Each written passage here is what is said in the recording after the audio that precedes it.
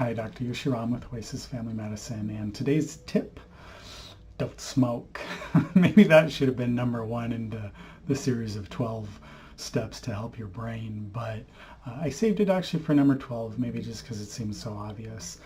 It is so obvious because a non-smoker, on average, lives around 10 years longer than a smoker. So, do I even need to say anything else about that?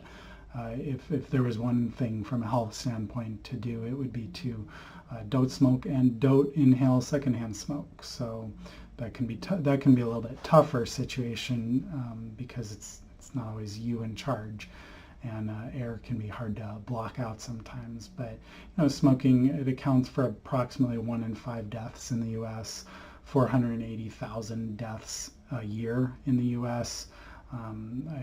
Around a tenth of that, 1 out of 10 of those deaths are actually from secondhand smoking. One thing very cool is if you do smoke, or if you do stop smoking, or if you do stop secondhand smoking, within a year, you really most people can actually gain back 80 to 90% of whatever they lost during that course of smoking. Now that's a little bit dose dependent, depending on how much you smoke versus how little you smoked, how long you smoked for. But in general, there's suggestions that you can really gain back a large percentage of your health and lung vitality once you do stop. So for those of you who might smoke or secondhand smoke, there's some techniques, especially if you're a smoker who stops. Some adaptogenic herbs are really great. Some taurine is great. Adaptogens to help with the nicotine, the lack of nicotine, and to help your adrenals. Taurine to help with the lungs. Polyphenols are going to be your huge friend.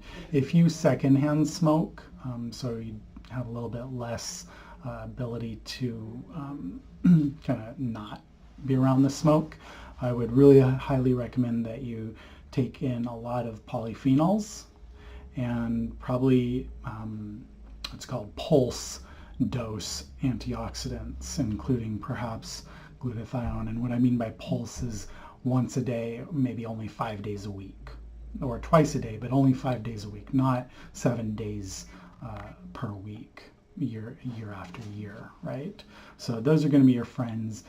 Interesting, this is not necessarily going to dissuade anybody from smoking, because I was just hearing, I couldn't find this study, I tried to look it up, but another doctor who's very intelligent was telling me just a couple weeks ago how he saw a study where smokers who smoke in a community with close-knit friends, the health implications are minimized dramatically. So, moral of the story, if you do smoke, do it with a friend, and do it with your best friend. I think that's kind of the moral of the story there. But ultimately, if you don't smoke at all, you're looking at potentially 10 additional years to your life.